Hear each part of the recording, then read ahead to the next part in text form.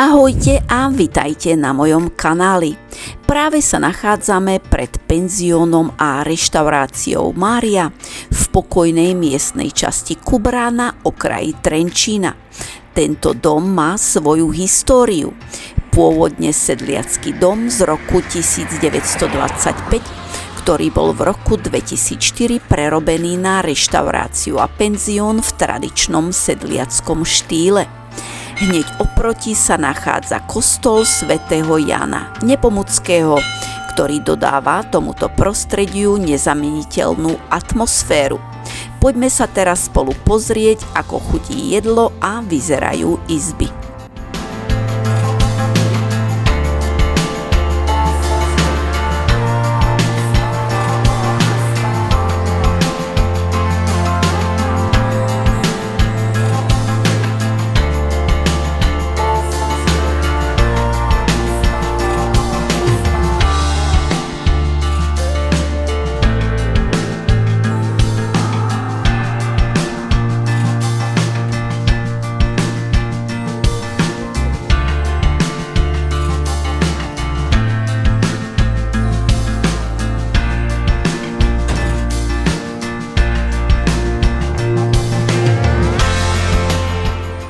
Stačí prekročiť prah Márie a okamžite sa vrátite v čase.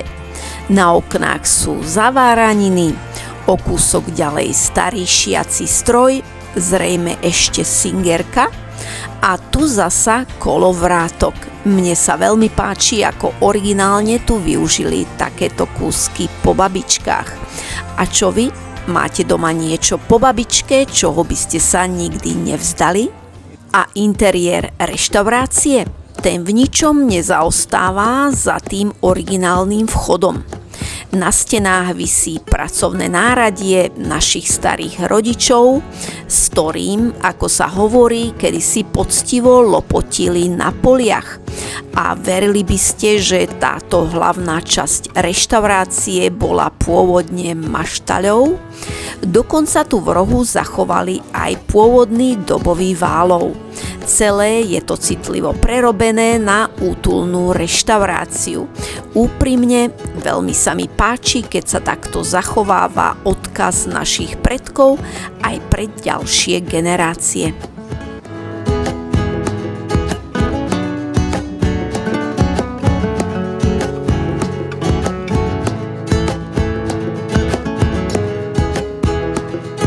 Mojím jasným favoritom v tejto reštaurácii sú zemiakové placky s brinzou, kyslou kapustou a slaninovým čipsom zo sekcie slovenské špeciality. Dokonalá kombinácia chrumkavého, krémového a sviežo kyslého. Ako hovorí známy český šéfkuchár Jaroslav Žídek, ktorý síce nie je šéfkuchárom tejto reštaurácie, ale mne to chutí doslova ako nebičko v papulke. Dnes si však objednávame iné slovenské klasiky: bravčový černohor s opekanými zemiakmi a malým zeleninovým šalátom a brinzové halušky. Tie si môžete vybrať buď so slaninou alebo s klobásou. Ja som si zvolila klasiku so slaninou. A musím povedať, že obe tieto jedlá v ničom nezaostávajú za mojím doterajším favoritom. Chuťovo sú rovnako výborné a naozaj stoja za ochutnanie. Celková cena vrátane jednej malej a jednej veľkej kofoly bola 33,80 €. A teraz si pôjdem trocha prezrieť interiér. Toto je druhá časť reštaurácie, kde je momentálne vrajkar, takže nebudem vyrušovať, ale mám tu predchádzajúce zábery. Takto vyzerá táto miestnosť počas vianočných sviatkov. Slúži aj ako priestor pre rodinné či firemné stretnutia s kapacitou 36 osôb a takto je pripravená na inú oslavu.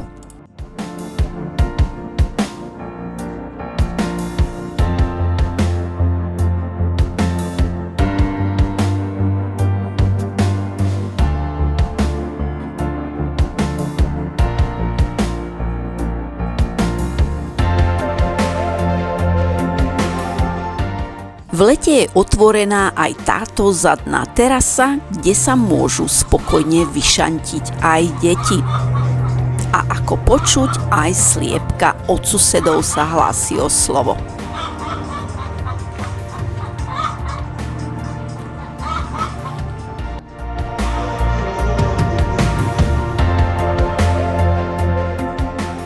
Penziónna reštaurácia Mária nie je len o dobrom jedle, samozrejme dá sa tu aj ubytovať.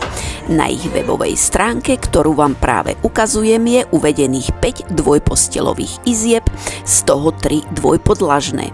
Ceny sú aktuálne v čase natáčania videa február 2026. Nedalo mi to a poprosila som personál, či by mi neukázali aj izby. Bola som zvedavá hlavne na tie dvojpodlažné a boli veľmi ochotní, takže vám ich idem teraz ukázať. Práve stojím pred izbou číslo 3. Ide o dvojpostelovú dvojpodlažnú izbu. Dole na prízemí je denný priestor na sedenie a k dispozícii je TV so satelitom a Wi-Fi.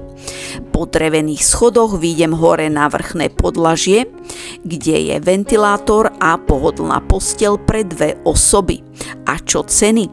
53 € na noc pre 2 osoby, 39 € na noc pre 1 osobu. Ak je vás viac, je tu možnosť prístelky v dolnej časti za 15 € na osobu a noc. Samozrejmosťou je vlastná kúpeľňa so sprchovým kútom a rýchlovárna kanvica na prípravu kávy alebo čaju. Toto je izba číslo 4, ktorá je podobná izbe číslo 3, s tým rozdielom, že kúpeľňa a drevené schody sú umiestnené na opačnej strane. Cena tejto izby je rovnaká ako pri izbe číslo 3, rovnako ako aj cena za prístelku. Raňajky nie sú zahrnuté v cene ubytovania a stoja 7,50 € na osobu, mestská daň je 1 €. Toto platí pre všetky izby. V každej z týchto dvojpodlažných izieb sú strešné okná, no keďže je už večer, je ťažké posúdiť, koľko denného svetla do izieb denne preniká. A toto je izba číslo 5, ktorá je veľmi podobná izbám 3 a 4. Cena tejto izby je však o niečo vyššia. 44 € za noc pre 1 osobu a 58 € za noc pre 2 osoby.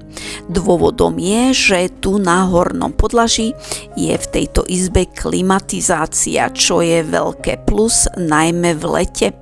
Cena za prístelku je rovnaká ako pri ostatných izbách. A je čas ísť domov.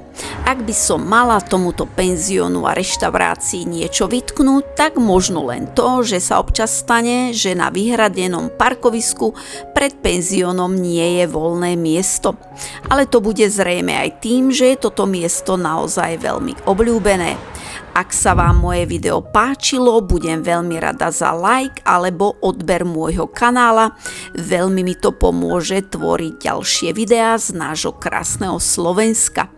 Tým, ktorí ste video dopozerali až do konca, patrí veľká vďaka. Teším sa na vás pri ďalšom videu.